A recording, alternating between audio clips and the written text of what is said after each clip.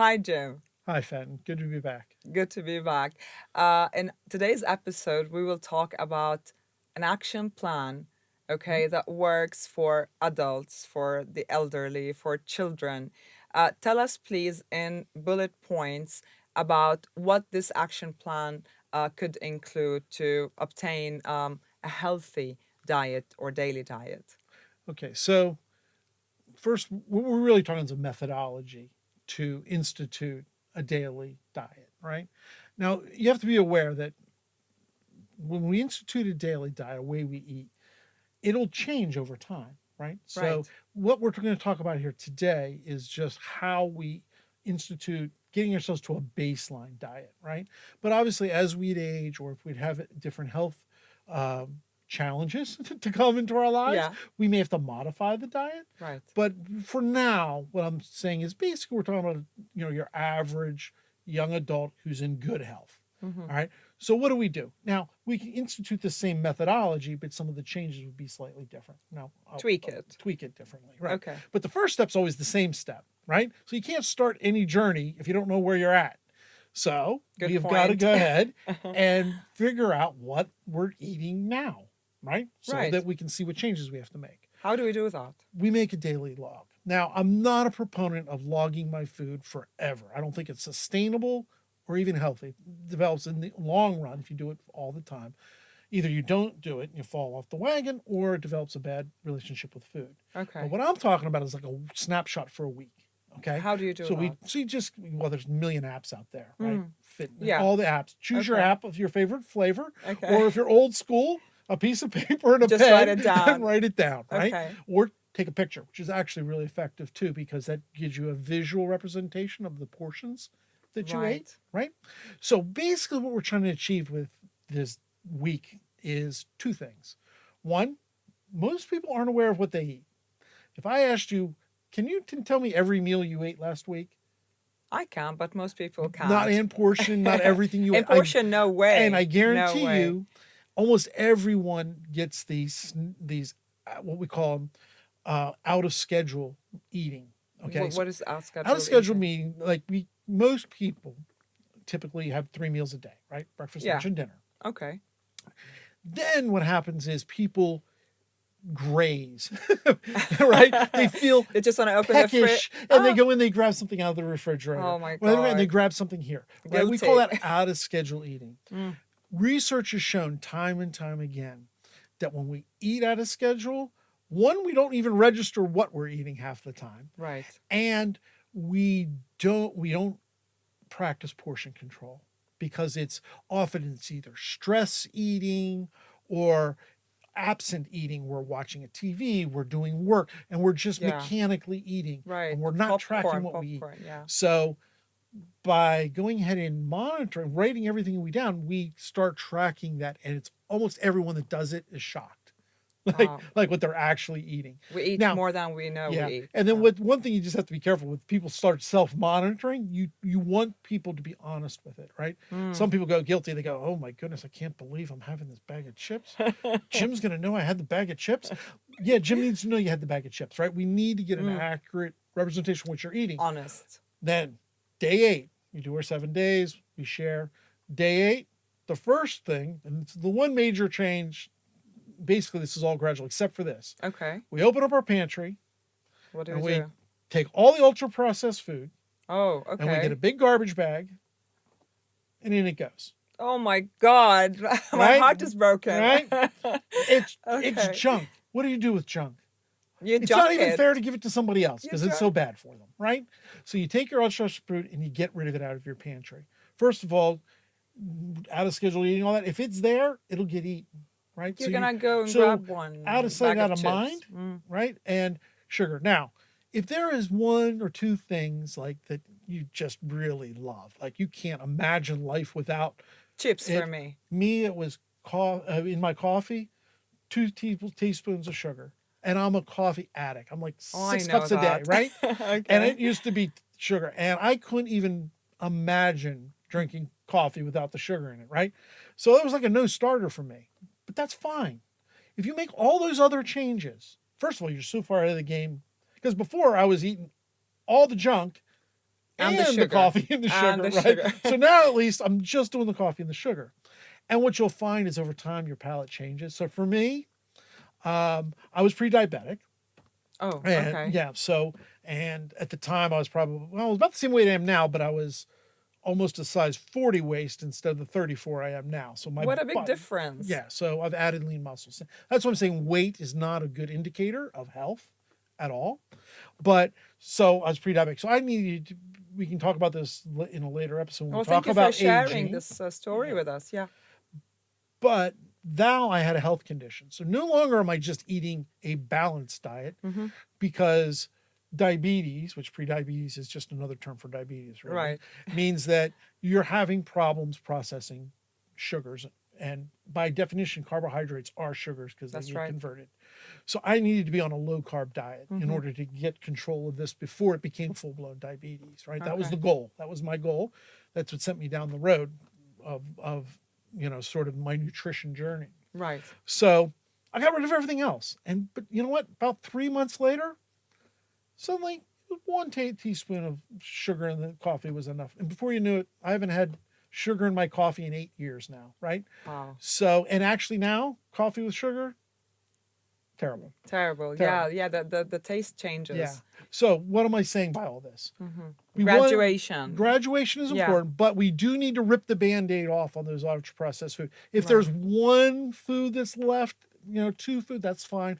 But generally speaking, you're going to be shocked when you empty the pan. And basically, what we're doing here is we're reading ingredients lists, like what we talked about. What's on? What is in Oh, this? yeah. Oh, Right? yeah. Oh, this is junk. Right? Right. Oh, this is junk, and off we go and get rid of that. So that's step two. That's step two. Two. Okay. Right? So now what do? We have an empty pantry, right? Right? Empty of junk We've got to food. fill the pantry, Yeah. With what? right? So now the first thing we do is we try to find replacements. Hmm. Often there is. I mean, the stuff that we're throwing away that's ultra processed is often convenience.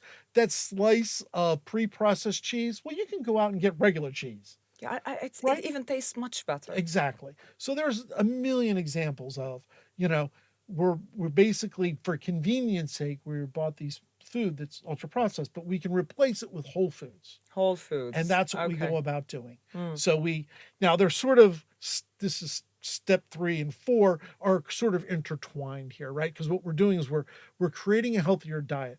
We're replacing those empty calories we Empty- talked about earlier right. from the soda Yeah. with something that's more nutritionally dense, better for us, Right. right? And we're doing this across a lot of different levers, right? So instead of honey, honey is great for us if it's actual honey, If but it's that actual cheap honey, yeah. it's actually one of the most foraged foods in existence. That and olive oil, basically. Olive oil. Olive oil. Oh my God, Yeah. that's a heartbreaker. Yeah. So I love olive oil. the extra virgin olive oil, lots of times It's it's so labeled and it's expensive, not too. actually. Yeah, they've done study. They've done. I mean, it's actually Wow. the law is SS trying to Scoop. invade it, right? Because it's false advertising, but they can charge a higher rate if they advertise it As extra virgin. Exactly. And same thing with honey. So a lot of honey is just actually high fructose sugar and stabilizers put in. It's not actual honey. I knew that about So- honey, but olive oil. Yeah, that Wow. was another one. So if you're going to have honey, which is you can make that choice. Don't go overboard with it because it is sugar, Yeah, right? it is. In disguise, but make sure you're getting actual honey. All right. So source the proper thing. Go to your organic aisle, right? So this can be done. And basically what we're going to do. And then what we do is once we have this diet, Mhm. we're not going to revel. You notice I haven't said I'm going to put you on a keto diet or I'm going to put you on a Mediterranean diet No, because because we're not doing that right now, Yeah. right? What we're doing is we're giving you a good balanced diet with whole foods in it, right? And then once we get there, we reevaluate. And this sounds and then you modify. and you modify. You go Yeah. back. You go back. You check your weight. Am I making progress? If you're not, Right. you reevaluate what you're eating. And it's a cycle. We've seen. It's hilarious because I came from a business background, right? Uh-huh. They've redone lean, all these different things. It's the same thing. Where are you at? Yeah. Make research, find the changes, do the changes, reevaluate, and it's a big circle. We're doing the big circle of nutrition. Same thing in Yeah, nutrition. we're doing a circle of nutrition. So Yeah. and then of course the one thing we haven't talked about is hydration involved in this, right? Yeah, of course. And we want to well, two things hydrate. we haven't talked about. Let me backtrack just slightly. Okay. Okay. Just so the one thing when we're rebuilding that diet, Mm-hmm. I philosophically, I guess I would say, I'm not incorporating any specific diet, but Okay. the one macronutrient we cannot be deficient in is protein. Protein. It's You always way talk too in about protein. protein. Yeah. Yeah. So, I mean, the general guidance, it varies from country to country slightly, but generally speaking, it's zero point 0.8 grams per kilo of weight. Can we You should repeat be having that? 0.8 grams Okay. per kilo of weight.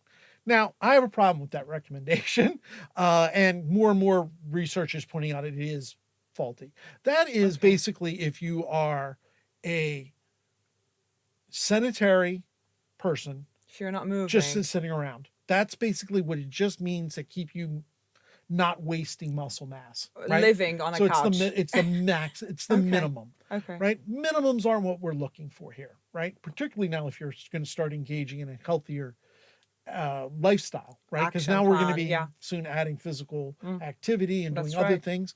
So we need to up that, right? So protein actually, there's a couple different factors on how much protein we should be eating, And right? what are they? So one factor is activity levels. The more Mm, active you are, the more protein you need. Why? When we're active, we're breaking down muscle, we're damaging muscle has to be rebuilt, particularly if we're doing strength training, but even aerobic training does the same right. thing. Right. Actually, when we run, runners have a real problem of losing muscle mass because when you run for long distance running, now I'm talking about, we're talking more than 45 minutes, Okay. your body actually starts cannibalizing muscle Mm-hmm. to produce energy. Correct. Now, Yeah. it can, if you get enough protein, you can rebuild that, but a lot of people don't. And that's also why they should do resistance training. So, really long winded way of saying is the more active you are, the more protein you need, Yeah. right? But there's a second factor that gets I don't, looked or overlooked, Yeah. which is age. Age. Yeah. So, it's a fact that So, as we age, right. we become less efficient at breaking down protein. So, what's that mean? It means you have to eat more protein to extract what you need from the protein. So we shouldn't worry about eating too much meat as we're older, Well, because that's this is just, like a protein's bigger than just meat. So that meat's a meat or separate, right? protein sources. Protein rich sources. And we want, generally speaking, as long as you don't have a, like an ethical reason not to, Yeah. generally speaking, protein coming from animal sources is more efficiently processed by the body. Why? Because most plant versions of protein do not have the full complement of amino acids that are required for Oh. the body. Okay.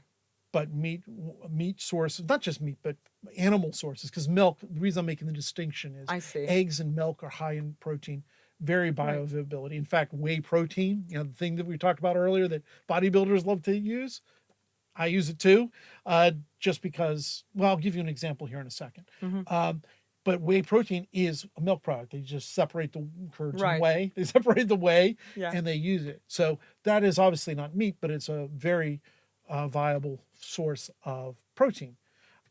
So, for example, I'll just give you the example here, and this is how different it can be. So, basically, I lift weights 4 to 5 times a week, Yeah. right? And We I can see that. exercise, and I am going to be 59 here in 30 days, right? Oh, knock on So wood. for that thing to recover, so basically what's happening is I break down a lot of muscle, because I'm lifting weights, I'm damaging a lot of muscle. Right. But at the same time, I'm getting older.